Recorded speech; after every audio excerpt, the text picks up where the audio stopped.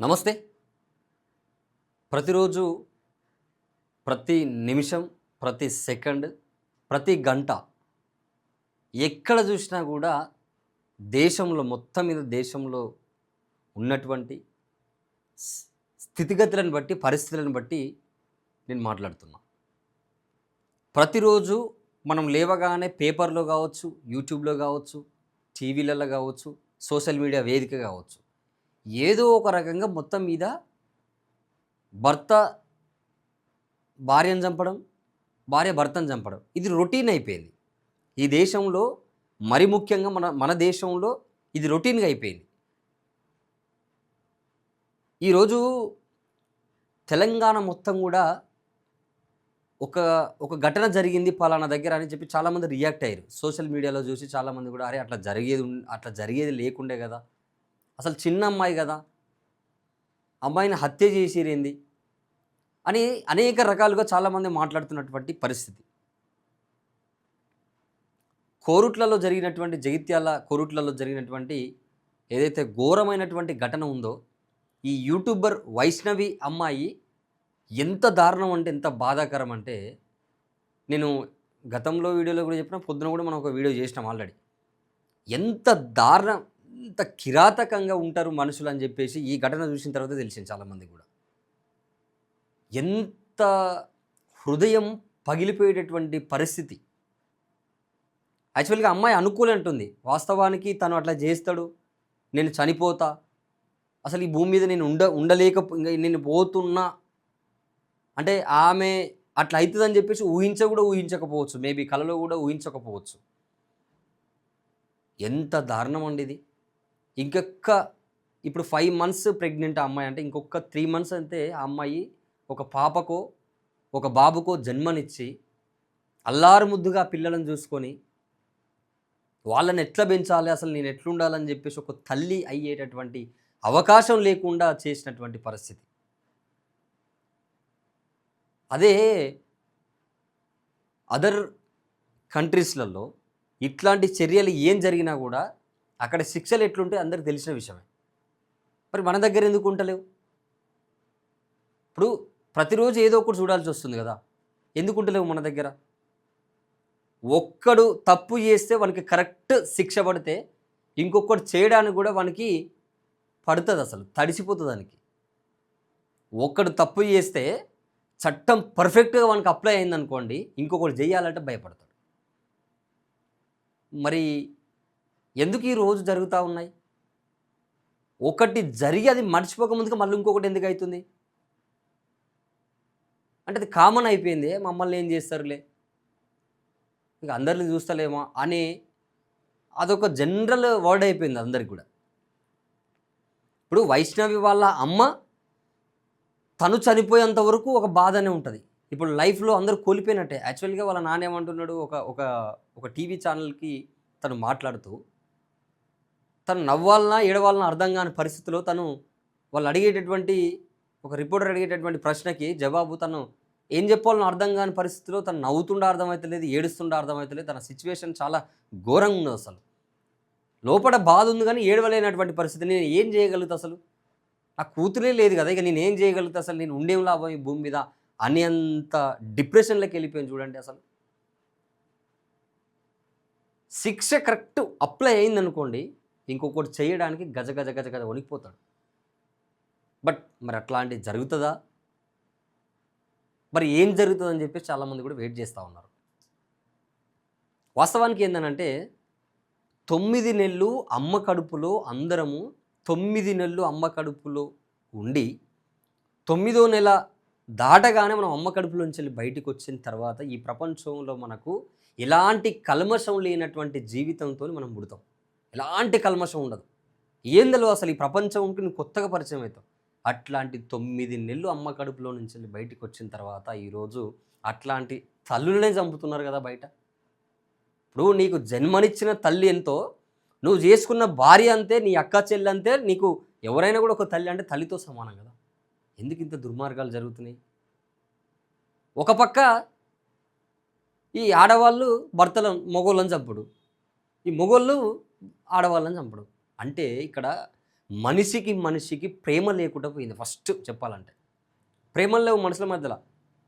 చాలామంది అంటుంటారు, నేను చాలాసార్లు కూడా విన్నా, మానవ సంబంధాలు లేవు మనుషులకు అందరికీ, ఆర్థిక సంబంధాలు మాత్రమే ఉన్నాయి. మానవ సంబంధాలు చనిపోయినాయి. మానవ సంబంధాలు చచ్చిబడి ఆర్థిక సంబంధాలే ఉన్నాయి. ఇప్పుడు మనుషులందరూ బతికేది కూడా ఆర్థిక సంబంధాలతో బతుకుతున్నటువంటి పరిస్థితి. పైస ఉందా, రైట్, పైస లేదా ఏపో అన్నట్టుంది పరిస్థితి. ఒక మనిషిని ఇంకొక మనిషి కనీసం ఒక పేరు పెట్టి తిట్టడానికి కూడా అవకాశం లేనటువంటి పరిస్థితుల్లో ఇంకొక మనిషిని ఈజీగా హత్య చేస్తున్నారంటే ఎంత ధైర్యం! అది అసలు ఒక రకంగా చెప్పాలంటే ఎంత పెద్ద నేరం అంటే, అదే వేరే కంట్రీలలో మీరు చూడొచ్చు, మనం చూస్తుంటాం వీడియోస్లలో కూడా, సోషల్ మీడియాలో చాలా వస్తుంటాయి, కొన్ని ఇన్స్టాగ్రామ్లో, యూట్యూబ్లో కూడా వస్తుంటాయి, ట్విట్టర్లో కూడా. పలానా కంట్రీలో పలానా దేశంలో ఇది జరిగిందంటే వాళ్ళని అరెస్ట్ చేసి వాళ్ళకి ఏదో ఒక శిక్ష పడుతుంది, ఖచ్చితంగా ఘోరమైన శిక్ష పడుతుంది. ఇంకోటి చేయాలంటే భయపడతారు అక్కడ.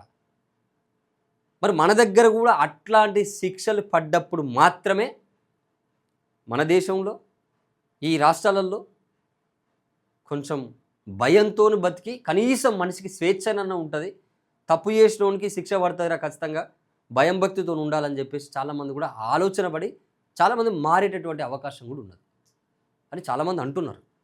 నేను అంటున్నటువంటి మాట కాదు, చాలామంది అంటున్నటువంటి పరిస్థితి, ఒక ప్రశ్నగా మిగిలిపోయినటువంటి సందర్భం ఇది. ఒక్క ఈ వైష్ణవి అమ్మాయి చనిపోయిన దాని గురించేది కాదు, ఎన్నో చూస్తున్నాం కదా మనం, ఎన్నో చూస్తున్నాం. ఒకడ కుక్కర్లో పెట్టుడు, ఒకడ ఇంకోటి, ఇట్లా అనేక రకాలుగా జరుగుతున్నటువంటి ఈ క్రమంలో ఇది తప్పు కదా అసలు. యాక్చువల్గా ఇది తప్పు, ఇది ఇట్లా చేయడమే పెద్ద తప్పు. మళ్ళీ దీన్ని ఇంకొకటి చూసి వాడిని చూసి వీడు, ఇంకా ఈ రొటీన్ అయిపోయింది పరిస్థితి. కాబట్టి చాలామంది ఏమంటున్నారంటే, చాలామంది ఇప్పుడు ఉన్నటువంటి యువత కావచ్చు, ప్రజలు కావచ్చు, తప్పు చేసినోనికి శిక్ష పర్ఫెక్ట్గా పడితే ఇంకొకటి చేయాలంటే వానికి భయపడుతుంది, ఆల్రెడీ ఆయనకి తడిసిపోతుంది. కాబట్టి అట్లాంటి శిక్షలు పడేటటువంటి చట్టం వాళ్ళకి వర్తిస్తే బాగుంటుందని చెప్పేసి చాలామంది కామెంట్లు పెడుతున్నారు, చాలామంది కూడా దాని మీద మాట్లాడుతున్నారు. వాస్తవమే ఇది. పడితే బాగుందని అందరికీ ఉన్నది, శిక్షలు పడితే బాగుందని అందరికీ ఉన్నది, పడితే చూడాలని కూడా ఉన్నది అందరికీ. ఎందుకంటే ఇట్లాంటి ఎంత చిన్న అమ్మాయి చిన్న వయసులో వాళ్ళు కూడా అసలు అనవసరంగా అమ్మాయికి పెళ్లి చేసినటువంటి పరిస్థితి. ఇంకా ఆగేది ఉండే, ఒక 25 సంవత్సరాలు వచ్చిందాక పెళ్ళి. ఇంకొకటి నేనేమంటున్నంటే, ఈ వీడియో చూస్తున్న ప్రతి ఒక్క తల్లికి, చెల్లికి, అక్కకి, అమ్మకి అందరికీ చెప్తున్న ఒకటే మాట, ఆడవాళ్ళు, అమ్మాయిలు చాలా జాగ్రత్తగా ఉండండి. మీరు 18, 19, 20, 30, 20 సంవత్సరాలు రాగానే మీరు 30 ఏళ్ళకి చేసుకున్న నష్టం లేదు, 25 ఏళ్ళ తర్వాత చేసుకున్న నష్టం లేదు. కానీ మీరు 18, 16, 20 ఏళ్ళ లోపు ఉండి మీరు తొందరపడి మీరు లవ్వులు గివ్వులు అని చెప్పేసి మీరు అనవసరంగా మీ జీవితాన్ని నాశనం చేసుకుంటే మాత్రం మీ జీవితంలోకి ఎవరికి వచ్చి బాగు చేసేటటువంటి పరిస్థితి ఉండదు. మీ జీవితాన్ని, మీ ఫ్యూచర్ని మీరే బాగు చేసుకోవాలి. ఎందుకంటే సొసైటీ చాలా దారుణంగా మారిపోయినటువంటి పరిస్థితి. ఇటు అబ్బాయిలు కూడా అనవసరంగా పిచ్చి పిచ్చి చేతలు చేసి ఇంట్లో అమ్మ నాయన మాటలు వినకుండా మీకు ఇష్టానుసారంగా ఏది పడితే అది చేసి మేము అది ఇది అని చెప్పి లవ్వు తొక్క తోట అని చెప్పేసి చేసిరనుకోండి, జీవితాల్లో మొత్తం మునిగిపోతాయి. అసలు నేను చెప్తున్నాను కదా, నిట్ట నీళ్ళున మునిగిపోతాయి జీవితాలు, ఎక్కడ పనికి రాకుండా అయిపోతాం. ఇక్కడ విషయం ఏం జరుగుతుందంటే, తెలిసి తెలియని వయసులో పెళ్ళిళ్ళు చేసుకొని అర్థం కాని పరిస్థితి. పెళ్ళి అంటే ఏందండి అసలు? పెళ్ళి అంటే కనీసం మెచ్యూరిటీ ఉండాలి. కానీ మేము పెళ్ళి చేసుకుంటామంటే మేము కలిసి బతకాల్సినటువంటి అవసరం ఉన్నది. 100 సంవత్సరాలు బతకాలి. ఒకరికి ఏమైనా భర్తకు ఏమైనా భార్య భయపడడం, భార్యకి ఏమైనా అయితే భర్త భయపడడం, ఒకరికి నేను ఇంకొక విషయం చెప్పదలుచుకున్నా. భార్య భర్తలు అంటే భర్త భార్యని బిడ్డలాగా చూసుకునేటటువంటి పరిస్థితి ఉంటుంది, భార్య భర్తని కొడుకులాగా చూసుకునేటటువంటి పరిస్థితి. ఎందుకంటే ఇంకొక విషయం చెప్పనా, చనిపోయేంత వరకు ఎవరు తోడుంటారో ఉండరో తెలియదు, కానీ భార్యాభర్తలు ఇద్దరు మాత్రం చనిపోయేంత వరకు వాళ్ళకి తోడుంటారు. ఒకరికొకరికి తోడు ఉండేదే భార్యాభర్తల అనుబంధం. అట్లాంటి గొప్ప అనుబంధాన్ని ఈరోజు పెళ్లి చేసుకోవాలంటేనే భయపడేటటువంటి చేస్తున్నటువంటి ఈ కొంతమంది ఉన్నారు.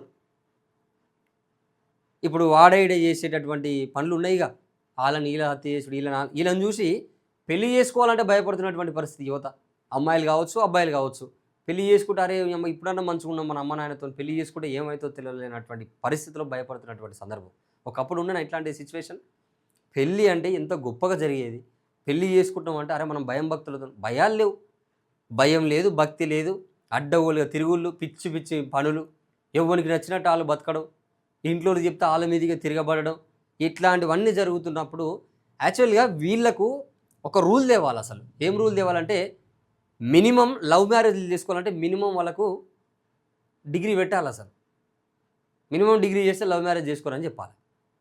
అప్పుడు తిక్క కుదురుతది అందరికి. ఏంది లేకపోతే ఇది? విచ్చలవిడిగా పిచ్చి పిచ్చిగా అనవసరంగా పోతారు. వద్దురా అని ఇంట్లోళ్ళు చెప్తే మళ్ళీ ఆళ్ళ మీదకే రివర్స్ అయ్యి మళ్ళీ మందు తాగుడు, ఉరేసుకునుడు, ఇంకా ఇక అనేక రకాలుగా చెప్పలేనటువంటి పనులు చేసి పిచ్చోళ్ళని చేసి ఇంట్లోలని లాస్ట్‌కి ఆయన అన్నది సాధించింది. ఏముండదు లాస్ట్‌కి వచ్చే వరకు ఏముంటది సాధించేది? మళ్ళీ వీళ్ళు మొత్తుకుంటారు మేము చెప్తే ఇనమైతురా అప్పుడు ఇట్లా చెప్పినాం అట్లా చెప్తాం అని చెప్పేసి వీళ్ళు. ఇటు అబ్బాయిలు ఇట్టనే ఉంటుంది, ఇటు అమ్మాయిలు ఇట్లనే ఉంటుంది పరిస్థితి. ఎటు చూసినా కూడా గందరగోళంగా ఉన్నటువంటి పరిస్థితి. అందుకనే కఠినమైనటువంటి రూల్స్ పెట్టి ఈ రూల్స్‌కు అనుగుణంగా ఉండకపోతే ఖచ్చితంగా వాళ్ళని శిక్షించాలి చట్టపరంగా. ఇట్లాంటి రూల్స్, ఇట్లాంటి శిక్షలు పెడితేనే ఈ జనాలు మారుతారు, యువత మారుతుంది. ముఖ్యంగా ప్రజల్లో ఒక అవగాహన కల్పించినట్టు అవుతుంది. కాబట్టి చాలామంది కూడా అనుకుంటున్నారు ఇట్లాంటి రూల్స్ అండ్ రెగ్యులేషన్స్ వస్తే బాగుండు, అప్పుడన్నా కొంత యువత మారుతుందేమో, సమాజం మారుతుంది అని చెప్పేసి చాలామంది కూడా వెయిట్ చేస్తున్నారు. కానీ ఇప్పుడు ఈ యూట్యూబర్ వైష్ణవికి జరిగినటువంటి ఏదైతే అన్యాయం ఉన్నదో మరి అందులో చాలామంది వెయిట్ చేస్తున్నారు. అసలు ఏం చేస్తారు తనని, తనకి ఎట్లాంటి శిక్ష పడుతుందని చెప్పి చాలామంది కూడా క్వశ్చన్ మార్క్గా మిగిలిపోయినటువంటి పరిస్థితి. ఇతర దేశాల్లో చేసినట్టే ఇక్కడ కూడా జరుగుతుందా? అక్కడైతే ఈ పాటికి వాళ్ళ వాళ్ళ దేశంలో ఉన్నటువంటి రూల్స్ అండ్ రెగ్యులేషన్స్ ప్రకారం ఒక అమ్మాయిని అక్కడ ఏదన్నా కనీసం ఏమంటారు వాళ్ళని తప్పుగా మాట్లాడితేనే అక్కడ శిక్షలు చాలా ఘోరంగా ఉంటాయి. ఒక్కొక్క సందర్భంలో ఎన్కౌంటర్లు కూడా చేస్తారు అక్కడ. కాబట్టి ఏ శిక్ష పడుతుంది అనేది చాలామంది కూడా క్వశ్చన్ మార్క్గా మారినటువంటి పరిస్థితి. ఏది ఏమైనప్పటికీ ఇది చాలా దుర్మార్గం. ఇది ఎవడైతే ఆ అమ్మాయిని అతి కిరాతకంగా హత్య చేసినటువంటి ఏదైతే దుస్థితి ఉన్నదో అది చాలా దారుణం. ఇది ఇట్లా ఏ అమ్మాయి కూడా జరగొద్దంటే చాలా అలర్ట్గా ఉండాలి, చాలా జాగ్రత్తగా ఉండాలి. అమ్మా నాయన చెప్పినట్టు వినండి ఫస్ట్ అమ్మాయిలు. అబ్బాయిలు కూడా ఇంట్లో అమ్మా నాయన చెప్పినట్టు వినండి మంచిగా. ఒకవేళ కనుక మీకు మెచ్యూరిటీ వచ్చినప్పుడు మీరు లవ్ చేస్తే వాళ్ళకి అర్థమవుతుంది. అప్పుడు ఇంట్లో పేరెంట్స్ని ఒప్పించి అందరిలో పెళ్లి చేసుకొని మీరు అప్పుడేమన్నా సుఖ సంతోషాలతో బతకగలుగుతారు తప్ప ఈ తెలిసి తెలియని వయసులో పిచ్చి పిచ్చి చేష్టలు చేసి అనవసరంగా మీరు లవ్ ఇవన్నీ అనుకొని ఏదో చేసిరనుకో ఖచ్చితంగా మీరే డిఫెన్స్లో పడతారు. మీ లైఫ్లో ఇగో ఇట్లనే అయిపోతాయి. జీవితం అనేది చాలా ఇంపార్టెంట్. ఒక్కసారి మళ్ళీ చెప్తారా, ఒక్కసారి మనిషి పుట్టుకతో మనం ఈ భూమి మీదకి వచ్చినామంటే అమ్మ కడుపుల నుంచి వెళ్ళి చనిపోతాం. మళ్ళీ మనం మనిషి పుట్టము, గుర్తుపెట్టుకోండి. మనిషి జన్మ ఎత్తడం అనేది చాలా గ్రేట్. అసలు ఒక్కసారి మనం మనిషి జన్మగా పుట్టినామని అంటేనే మనకు పెద్ద వరం ఇది. ఒక్కసారి మనం మరణించడం అనుకోండి మళ్ళీ మనం పుట్టేది ఉండదు. కాబట్టి మన లైఫ్ను చాలా జాగ్రత్తగా మనం చూసుకోవాలి. మన లైఫ్ చాలా ఇంపార్టెంట్. మన లైఫ్ ఆషామాషిగా మనం అనుకుంటే మాత్రం చాలా ప్రమాదంలో పడేటటువంటి అవకాశం ఉన్నది. సో తప్పకుండా యువతకు నేను ముఖ్యంగా చెప్తున్నా, చాలా జాగ్రత్తగా ఉండాలి, అలర్ట్గా ఉండండి. ఇట్లాంటి పరిస్థితులకు మనం దూరంగా ఉండాలి. ఇట్లాంటి సిచ్యువేషన్స్కి మనం ఏమాత్రం కూడా దగ్గర ఉండొద్దు అని అంటే అమ్మ నాన్న చెప్పినట్టు వినండి. ముఖ్యంగా సమాజం మీద కొంత అవగాహనతో బతకండి అని చెప్పేసి మేము తెలియజేస్తాం. చూస్తూనే ఉండండి ప్రజావాహిని తెలంగాణ.